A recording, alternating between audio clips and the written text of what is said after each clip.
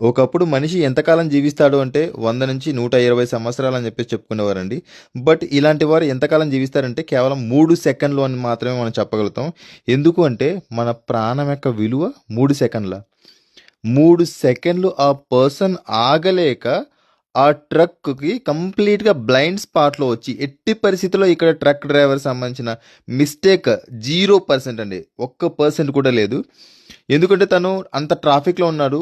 తను కంప్లీట్‌గా చూసుకోవడానికని చెప్పేసి వీలుండదు. తనకు కొన్ని బ్లైండ్ స్పాట్స్ అని చెప్పేసి ఉంటాయి.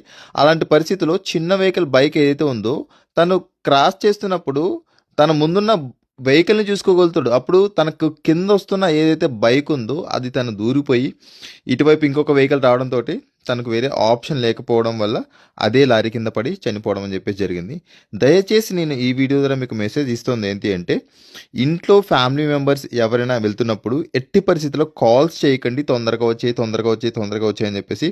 తొందరగా వచ్చేయని గనక మీరు కాల్ చేసినట్టయితే గనక తొందరగా వెళ్ళిపోతారండి. తొందరగా రారు. అండ్ దీంతో పాటు కూడా జాగ్రత్తగా వెళ్ళి నెమ్మదైనా పర్లేదు, లేట్ అయినా పర్లేదు, సురక్షితంగా ఇంటికి రా అని చెప్పేసి పిల్లల్ని కానీ ఎవరైతే వారికి ఇష్టమో వారికి వారి ఫేస్ చూపించి పంపించండి. ఖచ్చితంగా ఒక భయం అన్నది అయితే వారికి క్రియేట్ అవుతుంది. దయచేసి ఇలాంటి తప్పిదాలు అంటే హెవీ వెహికల్స్ దగ్గర వెళ్తున్నప్పుడు మీరు అది హైవేలో అవ్వచ్చు, సిటీలో అవ్వచ్చు, దయచేసి